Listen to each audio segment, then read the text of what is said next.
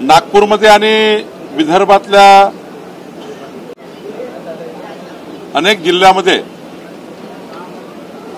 पूर परिस्थिती निर्माण झाली आहे। या पूर परिस्थितीवर माननीय मुख्यमंत्री देवेंद्र फडणवीसजी आणि मी स्वतः आमचं वॉर रूम आहे, महानगरपालिकेचं कलेक्टरेटचं वॉर रूम आहे, यामधून आम्ही संपूर्ण पूर परिस्थितीला मॉनिटर करतो आहे। जे नुकसान झालं त्याचे सर्वेक्षण करण्याचे आदेश माननीय मुख्यमंत्र्यांनी दिले आहे। 42 ठिकाणी बचाव कार्य जे होतं 42 परिवाराचं ते बचाव कार्य पूर्ण केलं आहे। तर 42 परिवार हे पुरात अडकलेले होते, त्याचंही एनडीआरएफ आणि एसडीआरएफच्या माध्यमातून बचाव कार्य पूर्ण झालं आहे। सध्या 2 तास झाले पाऊस थांबला आहे। मला असं वाटतं की थोडा पावसाचा हा जो अजून थोडा काळ जर पाऊस आला नाही तर मला वाटतं परिस्थिती कंट्रोलमध्ये राहील। तशी आता कंट्रोलमध्ये आहे, पण पुढच्या काळातही जर 5-6 तासाचा जर गॅप मिळाला तर 173 मिलीमीटर पाऊस एकाच वेळी पडल्यामुळं थोडी परिस्थिती निर्माण झाली आहे। जे काही नुकसान झालं ते नुकसान भरपाई शासन देईल। काँग्रेस आरोप करते की अधिकाऱ्यांवर दोषी कारवाई झाली पाहिजे। या ठिकाणी मुख्यमंत्री असतील, स्वतः महसूल मंत्री असतील किंवा केंद्रीय मंत्री असतील, मोठे मोठे नेते याच ठिकाणी राहतात, मात्र तरीही परिस्थिती आता बाहेर गेली आहे। खरं तर जेव्हा 173 मिलीमीटर 175 मिलीमीटर पाऊस पडतो सलग, तेव्हा कुठल्याही शहराची परिस्थिती जगातही बघा, अनेक डेव्हलप शहर आहे, आंतरराष्ट्रीय शहर आहे, त्या शहरामध्ये एकावेळी पाऊस आल्यामुळं अशी परिस्थिती निर्माण होतं। कुठल्याही वेळी कुठल्याही विषयाचं राजकारण करणे विरोधकाचं काम आहे। विरोधकाचं काम आहे की त्या ठिकाणी काही पॉझिटिव्ह गोष्टी करता येईल त्या करणे, पण नुसतं राजकारणात करायचं दिवसभर एखाद्या विषयावर। आज आपल्याला काय महत्त्वाचं आहे की पुरामध्ये झालेलं नुकसान हे जनतेचं भरून काढलं पाहिजे। नैसर्गिक आपत्ती आहे, यामध्ये सर्वांनी मिळून, सर्वपक्षीय लोकांनी मिळून जनतेला रिलीफ दिला पाहिजे। आणि आमचं सरकार, देवेंद्र फडणवीसचं सरकार हे प्रत्येकाला त्या ठिकाणी जे काही झालं आहे नुकसान होऊ नये, नैसर्गिक आपत्ती आहे तर ते आम्ही भरून काढण्याचा प्रयत्न करू। हे ठीक आहे का पूर्ण भरून निघत नाही, पण जे काही शासनाची स्टँडिंग ऑर्डर आहे त्या आदेशाप्रमाणे आम्ही या ठिकाणी नागपूर आणि विदर्भात किंवा ज्या ज्या ठिकाणी पूरहानी झाली आहे त्या ठिकाणी संपूर्णपणे शासन लक्ष देऊन आहे। तुकडाबंदी संदर्भात तुम्ही महत्त्वाचा निर्णय घेतलेला आहे। लाखो कुटुंबांना कशा प्रकारे फायदा होतो, कशा प्रकारे त्याची अंमलबजावणी होणार आहे? महाराष्ट्रामध्ये 5 लाखाच्या वर असे परिवार आहेत ज्यांनी घरं बांधकाम करण्याकरता कुठेतरी प्लॉट घेतला। खास करून नागरिक क्षेत्रामध्ये नगरपालिका असतील, महानगरपालिका असतील, नगरपालिकेच्या आजूबाजूचे क्षेत्र असेल, महानगरपालिकेच्या आजूबाजूचे क्षेत्र असेल, PMRD असेल, NMRD असेल, ज्या डेव्हलपमेंट अथॉरिटी आहे या ठिकाणी त्या भागामध्ये मोठ्या प्रमाणावर प्लॉटिंग झालं, काही अवैध प्लॉटिंग झालं। पण या राज्यामध्ये तुकडेबंदी कायदा लागू आहे आणि 10 गुंठेपर्यंतच त्या ठिकाणी तुकडा पाडू शकतो। 10 गुंठेच्या खाली तुकडा पाडला तर ते अवैध समजण्यात येतं। पण काही लोकांनी 1000 फूट 2000 फूटचे प्लॉट घेतलेले आहे। मध्यमवर्गीय आर्थिक दुर्बल परिवार आहेत। माननीय मुख्यमंत्र्यांनी मला सूचना दिल्या होत्या की हा जे 1000 फूट 2000 फूट प्लॉट घेतलेले जे लोक आहेत आणि आता ते त्यांचे कोणी त्या ठिकाणी त्यांना अधिकृत करण्याची योजना तयार केली पाहिजे। तर आता राज्याच्या विधानमंडळामध्ये आज मी त्या ठिकाणी सरकारतर्फे घोषणा केली आहे की 1 गुंठा 1000 स्क्वेअर फीट ज्यांचा तुकडा पडलेला आहे, प्लॉट आहे, ते प्लॉट रेग्युलराइज करण्याकरता, कायदेशीर करण्याकरता या नागरिक क्षेत्रामध्ये तुकडेबंदी कायदा निरस्त आम्ही करतो आहे। लवकरच त्याचं नोटिफिकेशन आम्ही काढणार आहोत। तुकडाबंदी कायद्यामध्ये सुधारणा आम्ही करणार आहोत आणि पुढच्या 15 दिवसामध्ये आमचे SCS महसूल, SCS त्या ठिकाणी UD यांच्या समन्वयाने आमचे IGR जमाबंदी आयुक्त हे एक आम्ही या ठिकाणी समिती तयार करून तुकडेबंदी कायदा निरस्त झाल्यावरही उद्या दलालाचा सुटसुळाट होऊ नये यामुळे दलाल त्या ठिकाणी मोठ्या प्रमाणात फायदा उचलतील आणि म्हणून सोप्या साध्या पद्धतीने हे 1000 फुटाचा घर किंवा प्लॉट हा कायदेशीर करण्याकरता आणि 1 जानेवारी 2025च्या पूर्वीचे सर्व जे तुकडे झाले आहे ते कायदेशीर करण्याचा निर्णय आज राज्यातल्या 5 लाख परिवाराकरता आम्ही घेतलेला आहे। आणि ह्या आतापर्यंतच्या मागच्या 10 वर्षांची मागणी होती, तुकडेबंदी कायदा निरस्त करा, 1000 फुटाच्या वरच्या भूखंडाला रेग्युलाइज करा, कायदेशीर करून द्या, त्यांची रजिस्ट्री होत नाही। आता मात्र सर्व बंधनं त्या ठिकाणी मुक्त करतो आहे, पण त्या ठिकाणी आम्हाला एक चांगली SOP म्हणजे असं SOP की ज्यातनं गरीब माणसाला हेलपाट्या माराव्या लागणार नाही, आर्थिक दुर्बल व्यक्तीला सरकारकडे त्या ठिकाणी फेरे करावे लागणार नाही किंवा सरकारी कार्यालयामध्ये खेटा मारावा लागणार नाही, असा चांगली SOP आम्ही करतोय। ज्यांनी प्लॉट खरेदी केले आहे 1000 फुटाचा प्लॉट किंवा त्याच्या वरचे प्लॉट, पण ते तुकडा पडल्यामुळं त्याची रजिस्ट्री होत नाही किंवा तो कायदेशीर होत नाही, अशी खूप प्रॉपर्टीज महाराष्ट्रात आहे। पुण्यासारख्या शहरात तर 10 गुंठेमध्ये 10 लोकांनी घरं घेऊन त्या ठिकाणी अशी तुकडेबंदी केली आहे। नागपूरच्याही क्षेत्रामध्ये असं झालं आहे। त्यामुळं मुंबईत पण आहे या ठिकाणी छोटे छोटे तुकडे झालेले आहेत, पण कायदा असल्यामुळं ते तुकड्याचे जे स्वामित्व आहे, सातबारा आहे, त्यांचे 1000 फुटाचा सातबारा वेगळा होऊ शकत नाही। तर सर्वांना स्वामित्व मिळावं, त्यांचं सर्वांचे घरं कायदेशीर व्हावे याकरता मागच्या 10 वर्षापासून ज्या निर्णयाची वाट महाराष्ट्र वाट बघतो आहे, तो निर्णय आमच्या देवेंद्र फडणवीस सरकारने आमच्या सरकारने केला आहे आणि आज तो विधिमंडळात मी जाहीर केला आहे। याचा फायदा महाराष्ट्राच्या 5 लाख परिवाराला होणार आहे। सर, नंदुरबार सहित राज्यामध्ये अनेक ठिकाणी आदिवासींचं आमिष देऊन धर्मांतर केलं जात आहे, अनधिकृत चर्चही उभारलेले आहेत, त्या संदर्भात काही कारवाई केली? आज महाराष्ट्र विधानमंडळामध्ये या ठिकाणी एक चर्चा उपस्थित झाली। लक्षवेधीच्या माध्यमातून धुळ्याचे आमदार अनुप अग्रवाल आणि गोपीचंद पडळकरजी आणि संजय कुटेजी सर्वांनी त्या ठिकाणी सुधीर मुनगंटीवारजींनी आपल्या जवळपास 12-15 आमदारांनी विधानमंडळात मागणी केली की धर्मांतरण करण्याकरता मोठ्या प्रमाणावर आदिवासी जिल्ह्यामध्ये चर्च निर्माण झाल्या आणि त्या चर्चच्या माध्यमातून मोठ्या प्रमाणावर धर्मांतरण सुरू झालं आहे आणि वेगवेगळ्या पद्धतीचे आमिष दाखवून त्या ठिकाणी या चर्च ऍक्टिव्ह झालेल्या आहेत।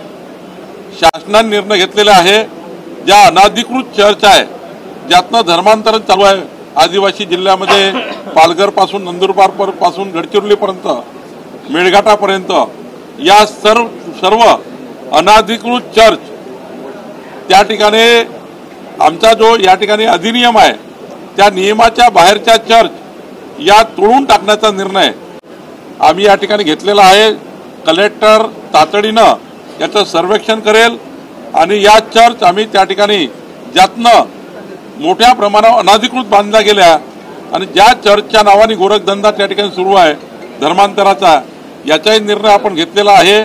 आणि अनेक सदस्याची मागणी होती की अनेक राज्यामध्ये आणि जगामधल्या इतर देशामध्ये धर्मांतरण विरोधी कायदे आहेत आणि ते कायदे कडक कायदे आहेत, त्या कायद्याचा महाराष्ट्रामध्ये या ठिकाणी अंमलबजावणी झाली पाहिजे, त्याकरता एक कडक धोरण आणलं पाहिजे, कडक कायदा आणला पाहिजे अशी मागणी झालेली आहे।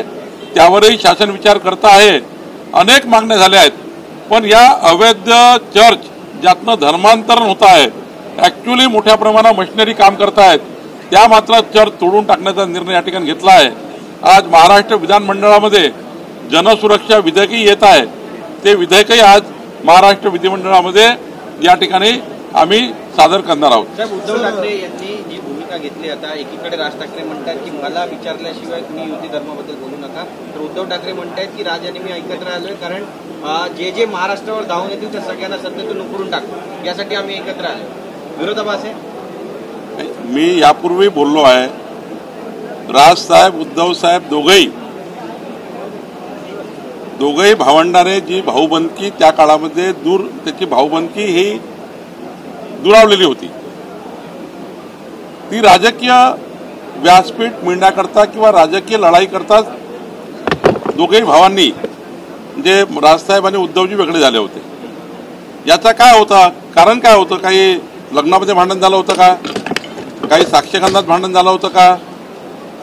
काही त्या ठिकाणी बाकी वाद होते का? तर नव्हते, राजकीय वाद होते. म्हणजे राजकीय पटलावर आपापलं अस्तित्व टिकवण्याकरता माननीय उद्धवजी राजसाहेब यांचं दोनही लोकांनी आपापले पक्ष काढले.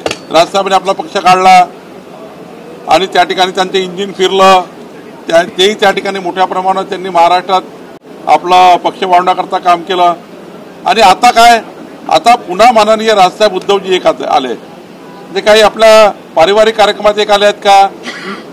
ते काही त्या ठिकाणी एखाद्या सांस्कृतिक कार्यक्रमात भाऊबंदकी एक आहे का?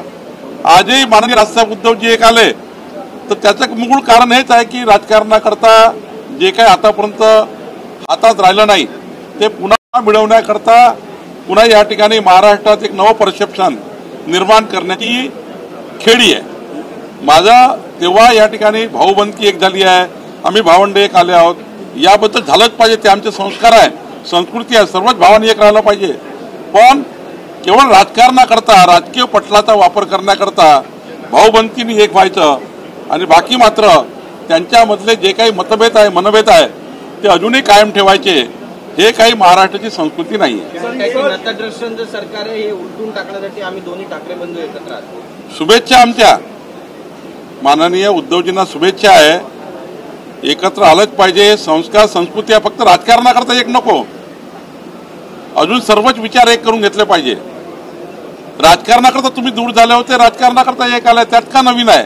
आणि महाराष्ट्राची जनता आता काही कोण एकत्र आलं कोण दूर बसलं काही लोकांना घेणदेण नाहीये. कोण एकत्र आलं कोण दूर गेलं. आता तर लोकांना एकच पाहिजे, विकसित महाराष्ट्र. आणि विकसित महाराष्ट्राचा संकल्प देवेंद्र फडणवीसजींनी केला आहे. 2029चा विकसित महाराष्ट्र कसा असावा, 2034चा कसा असावा, 2047चा विकसित महाराष्ट्र कसा असावा. आणि विकसित महाराष्ट्राकरता आता महाराष्ट्राची जनता ही देवेंद्र फडणवीसजी सोबत आहे, महायुती सोबत आहे, एकनाथजी अजितदादा सोबत आहे. त्यामुळं हे किती ओरडले तरी काही होणार नाही. काही दिवस ओरडतील, काही दिवस बोलतील, जनता मात्र विकसित महाराष्ट्राच्या बाजूने आहे. सर मुंबईत उद्धव ठाकरेंनी मराठी होतं सर उद्धव ठाकरे आणि महाविकास आघाडीचे नेते आहेत शरद पवार गटाचे, त्यांनी आज गिरणी कामगारांच्या मुद्द्यावर सुद्धा हात घातला. उद्धव ठाकरेंचं म्हणणं आमचं सरकार असं तर गिरणी कामगार पोलिसांना आम्ही मुंबईतच घरं दिली असती. आणि राष्ट्रवादीचे नेते हेच म्हणतात की गिरणी कामगारांना मुंबईबाहेर हद्दबाहेर करण्याचं सरकार असं म्हणतात की अडाणीला शालूला करायचं शेलूला. 2.5 वर्ष तुम्ही मुख्यमंत्री होते तर तुम्ही निर्णय का नाही केला? उद्धवजी 2.5 वर्ष मुख्यमंत्री होते तर निर्णय का नाही केले? तेव्हा तुमचा फेन कोणी पकडला होता? तुमचा कागद कोणी थांबवला होता? मंत्रालयामध्ये त्या ठिकाणी सर्व अधिकार मुख्यमंत्री म्हणून तुम्हाला प्राप्त असताना तुम्ही याचा कधी विचारच केला नाही. आणि आता सरकार गेल्यावर आणि आमच्या सरकार निर्णय घेतला आहे, माननीय देवेंद्रजींनी याबद्दल अनेक निर्णय घेतले आहे, अनेक निर्णय घेणार आहे. हे जे बोलणारे लोक आहेत ना, जेव्हा सत्तेमध्ये असतात तेव्हा काही काम करायचं नाही. सत्ता गेली का त्या ठिकाणी मग त्यांच्या पायाखालची वाळू घसरली, लोक त्यांच्यापासून दूर गेले का मग मात्र त्या ठिकाणी भूमिका बदलतात. हे सरड्यासारखे रंग बदलणारे माणसं आहेत. आणि जनतेला आता हे कळलं आहे की जे काही निर्णय होईल महाराष्ट्रात किंवा जे काही न्याय मिळेल ते देवेंद्र फडणवीस सरकार करणार.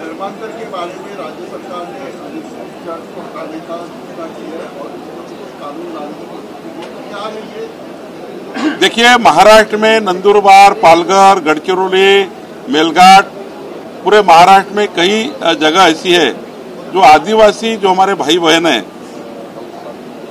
इनको चर्च के माध्यम से अनेक प्रकार के वहां पर प्रलोभन देकर उनको अलग अलग प्रकार के बातें बताकर हम कुछ हेल्थ के लिए हेल्प करेंगे, हम आपका जीवन बदल देंगे, ऐसा बोलकर हमारे आदिवासी समाज के परिवारों को धर्मांतरित करने का एक प्रयास चल रहा है. और उसका डेटा भी सरकार के पास आया है. आज नंदुरबार में जो आज हाउस में विधानमंडल में जो एक प्रश्न आया था उसमें तो हमारे विधायक ने डेटा दिया है कितनी चर्च अवैध रूप से बनी है. ना लोकल पंचायत का उसके लिए कोई परमिशन है, ना जिला पंचायत का परमिशन है, कलेक्ट्रेट का परमिशन नहीं है। चर्च बनाकर वहां पर अलग अलग प्रकार से धर्मांतरण का काम किया जा रहा है। तो आज ये दो डिमांड थी कि जो अवैध चर्च है इसको तोड़ा जाए। तो हमने कहा है, सरकार ने निर्णय लिया है, इसका सर्वेक्षण करके जो चर्च कानून में नहीं बैठती है, जिसका कोई भी उन्होंने परमिशन नहीं ली है, उसको चर्च को हम निकालेंगे, उसको तोड़ेंगे। और जो दूसरी बात कही है कि धर्मांतरण के लिए जिस प्रकार से महाराष्ट्र में हमारे आदिवासी मागासवर्गीय बहनों भाइयों को अलग अलग प्रकार से गुमराह करके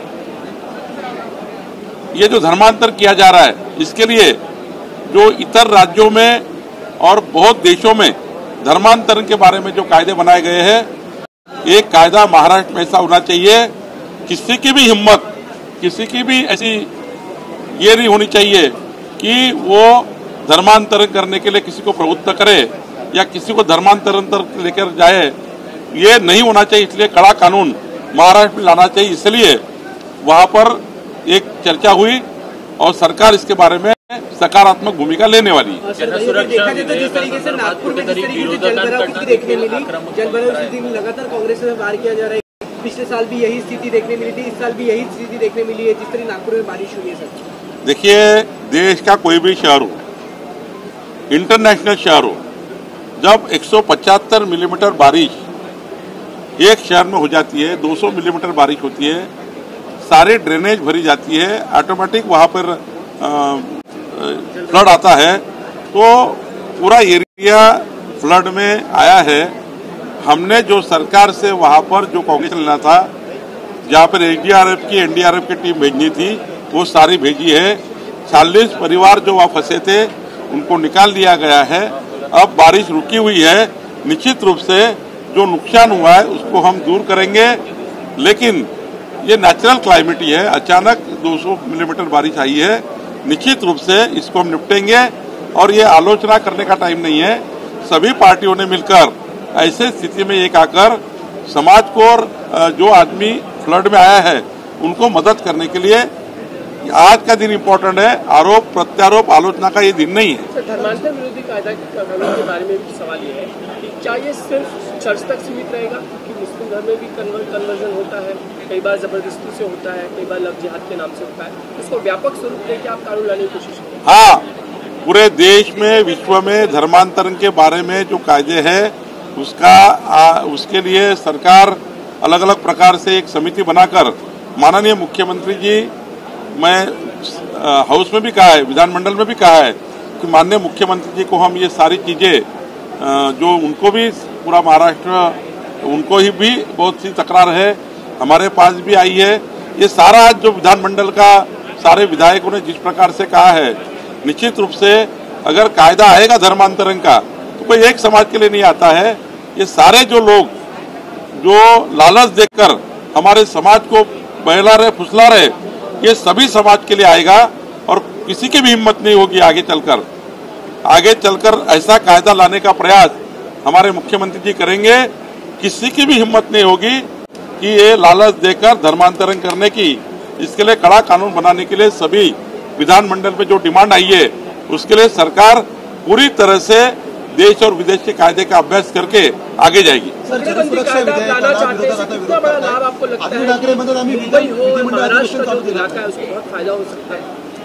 देखिए, मुंबई से लेके सारे सबर्बन एरिया में, हमारे नागपुर में, पुणे में, मुंबई में, ठाणे में बहुत से लोगों ने, बहुत से परिवारों ने, गरीब परिवारों ने 1000 फुट 1500 फुट प्लॉटिंग किया है, प्लॉट लिया है, अनऑथराइज्ड डेवलपमेंट हुआ है।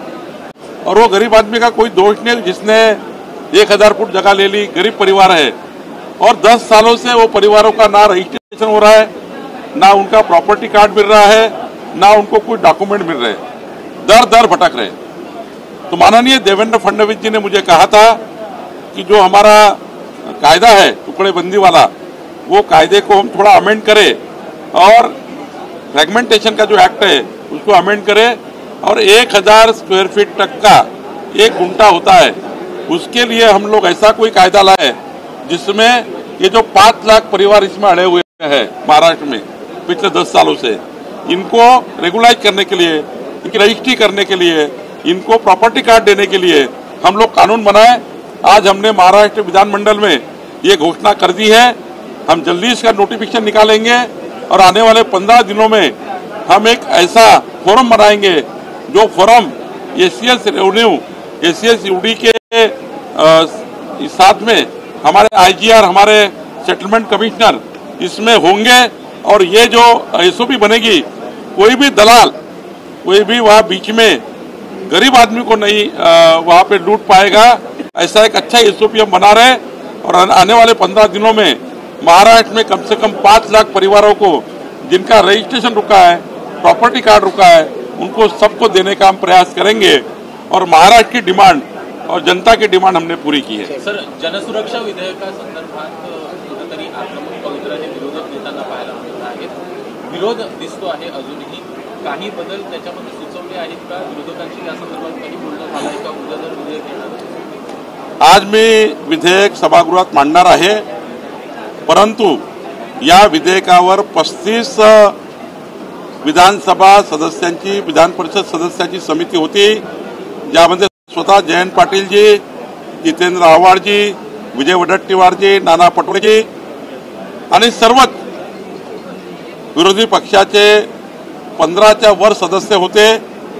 या समितीने ज्या शिफारशी केल्या आहे त्या शिफारशीसह आणि दुरुस्तीसह हे विधेयक मांडलं जाणार आहे। आणि त्यामुळं त्या समितीने सर्व संमती केलेली आहे। विरोधी पक्षाच्या 15 सदस्यांनी त्यांना संमती दिली आहे। आणि जो कन्फ्युजन होता, समाजामध्ये कन्फ्युजन होता की हे पॉलिटिकल पार्टीच्या विरुद्ध हे जनसुरक्षा विधेयक आणलं गेलं आहे, पण त्यांना आता समजलेलं आहे, आम्ही त्यांचा समज दूर केला आहे, महाराष्ट्राचा समज दूर केला आहे की डाव्या कळव्या विचारसरणीच्या विरुद्ध आणि समाजाला नक्सलाइट मुवमेंटकडे नेणारे ज्या संघटना आहे आणि समविचारी संघटना आहे, त्या संघटनांना लगाम लावण्याकरता, कायदेशीर कारवाई करण्याकरता हे विधेयक आहे। हे कुठल्याही सामाजिक संघटनेच्या विरुद्ध नाही आहे, हे कुठल्याही पॉलिटिकल संघटनेच्या विरुद्ध नाही आहे। नक्सलाइट मुवमेंटला साथ देणाऱ्या संघटना, डावी कडवी विचारसरणी असलेल्या संघटना आणि जे महाराष्ट्राला, देशाला, येणाऱ्या पुढच्या पिढीला बर्बाद करण्याकरता तयार झालेल्या संघटनांना जेरबंद करण्याकरता जनसुरक्षा विधेयक आलेलं आहे। आणि 35 सदस्यांनी एक मताने शिफारस या ठिकाणी केलेली आहे। त्यामुळे मला वाटतं महाराष्ट्रामध्ये जसं कर्नाटकमध्ये आणि इतर राज्यामध्ये जनसुरक्षा विधेयक आलेलं आहे, यापेक्षाही चांगलं विधेयक आम्ही आणलेलं आहे, कायदा आणलेला आहे। एकमताने हा कायदा मंजूर होईल अशी मला अपेक्षा आहे। नांदेडमध्ये नियमबाह्य नोकर भरती